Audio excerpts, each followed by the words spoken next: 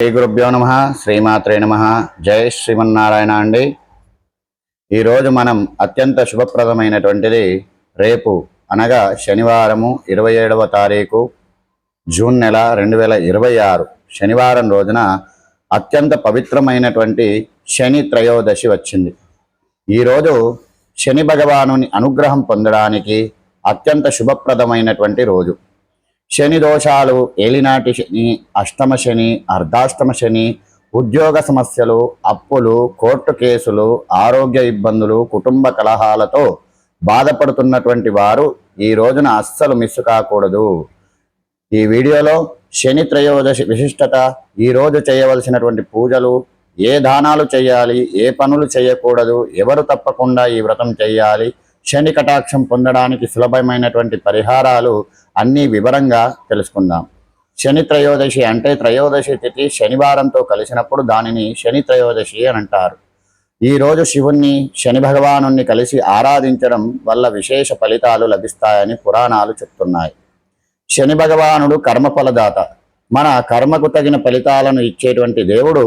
కానీ నిజాయితీగా జీవించే వారిపై ఆయన అనుగ్రహం అపారంగా ఉంటుంది.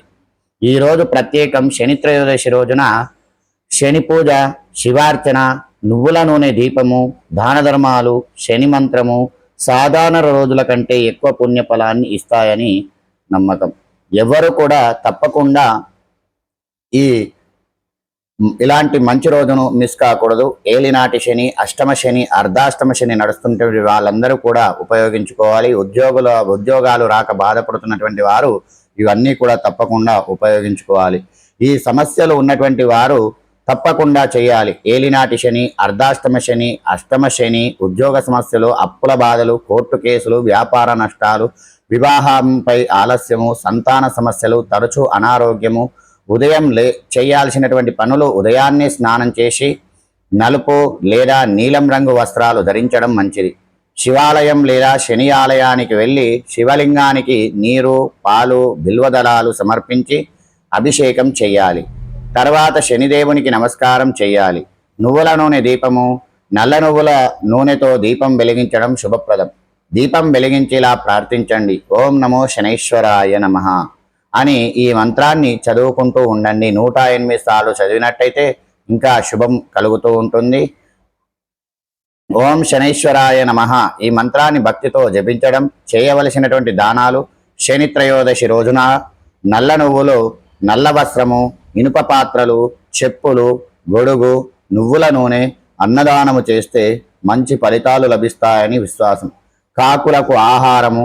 శని భగవానునికి కాకి వాహనం కాబట్టి కాకులకు అన్నము, నువ్వులు, బెల్లం కలిపిన ఆహారం పెడితే శుభ ఫలితాలు లభిస్తాయని. హనుమంతునికి ఆరాధన చేయడం, శని ప్రభావం తగ్గేందుకు హనుమాన్ చాలీసా చదవడం, ఆంజనేయ స్వామిని దర్శించుకోవడం చాలా మంచిది. ఈరోజు ఈ శనివారం నాడు, రేపు శనివారం నాడు శనికి నువ్వుల నూనెతో అభిషేకం చేసి నల్ల వస్త్రాన్ని కప్పి బెల్లం ముద్దను అక్కడ పెట్టినట్టయితే నల్ల నువ్వులతో 19 ప్రదక్షిణాలు చేసి ఆ నల్ల నువ్వులను శని భగవానునికి సమర్పిస్తే శని బాధల నుంచి దూరం కావచ్చు.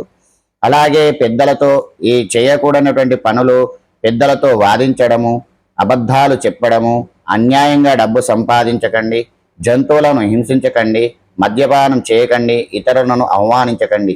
శనిదేవుడు ఏమి ఇష్టపడతాడు అంటే నిజాయితీని ఇష్టపడుతూ ఉంటాడు. శని భగవానుడు కష్టపడి పని చేయడం, వినయము, పెద్దలను గౌరవించడము, దాన ధర్మాలు, సేవాభావము ఇవి పాటించే వారిపై శని భగవానుడి కరుణ ఎప్పటికీ కూడా ఉంటుంది.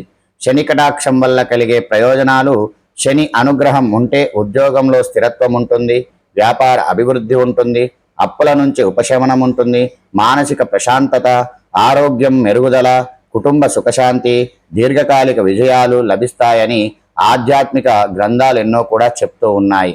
అదే కాబట్టి ఈ నెల 27వ తారీఖు అనగా రేపు శని త్రయోదశి కావున ఈరోజు భక్తితో శివుణ్ణి, శని భగవానుణ్ణి ప్రార్థించండి. మంచి ఆచరణ, సేవభావం, దాన ధర్మాలు కలిసి ఆచరిస్తే ఆధ్యాత్మికంగా ఎంతో సంతృప్తి కలుగుతుంది. కాబట్టి ఈ ఏలినాటి శని, అర్ధాష్టమ శని మరియు అష్టమ శని, ఉద్యోగ సమస్యలు, ఇలాంటి సమస్యలు ఉన్న వాళ్ళందరూ కూడా రేపు మిస్ కాకుండా శనిని ఆరాధించండి, శివుణ్ణి ఆరాధించండి, ఆంజనేయ స్వామి దర్శనం చేసుకోండి. ఈ వీడియో నచ్చినట్టయితే లైక్ చేయండి, షేర్ చేయండి, సబ్స్క్రైబ్ చేయండి. నన్ను ఆరాధిస్తున్న మీ అందరికి కూడా కృతజ్ఞతలు. జై శ్రీమన్నారాయణ.